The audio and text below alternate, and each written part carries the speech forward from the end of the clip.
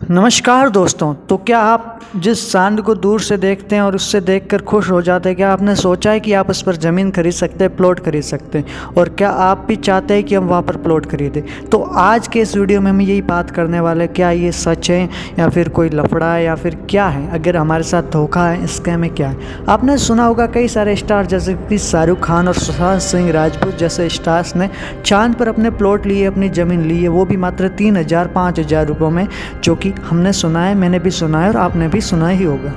तो बात है एक बंदे की जिसका नाम है डेनिस ओप। इस बंदे ने यूएन यानी अंतर्राष्ट्रीय संगठन को पत्र लिखा, जहाँ पर लिखा हुआ था, क्योंकि इसने जैसे ही पढ़ा कि जो अपना अंतरिक्ष है यहाँ पर किसी का भी मालिकाना हक नहीं है, तो जैसे इसने यूएन को पत्र लिखा तो 1980 में ये पत्र लिखा जाता है, लेकिन उसे कोई रिप्लाई नहीं मिलता है। तो ये सोचता है कि भाई साहब अपनी जीत हो गई है, और 1967 में इसके पास मंदी थी, तो ये दिमाग में आता है और 1980 में ये चालू कर देता है, और लगभग 60 करोड़ एकड़ जमीन चांद पर बेच चुका है और अभी डॉलर में करोड़ों रुपये कमा चुका है।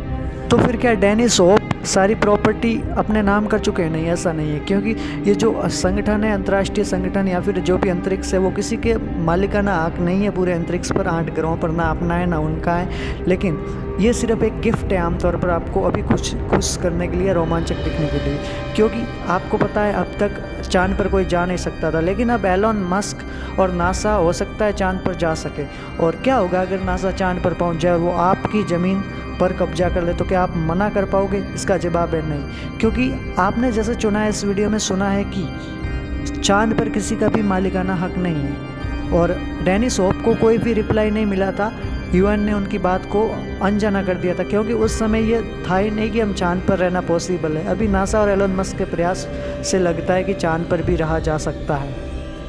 देखो, यूएन यानी संयुक्त राष्ट्र ने डेनिस ओप को कुछ भी नहीं कहा था, और ये ना ही कानूनी है कि डेनिस ओप जो प्रॉपर्टी बेच रहे हैं वो आप लोग खरीद रहे हैं, और वो आपको कानूनी नहीं है। लेकिन उनके आपको सर्टिफिकेट ज़रूर मिलते हैं प्रॉपर्टी के, लेकिन वो आपके कोई भी मतलब किसी के भी कानूनी वैधता इन्हें प्राप्त नहीं है, क्योंकि डेनिस ओप के नाम पर भी चांद की जो प्रॉपर्टी है वो नहीं है।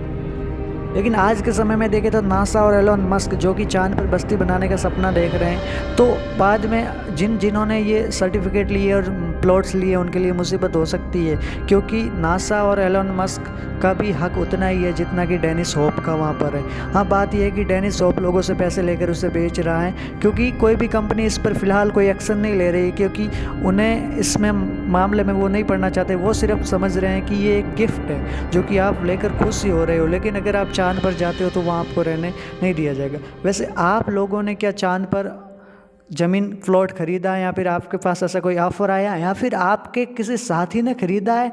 तो हमें कमेंट में ज़रूर बताएं।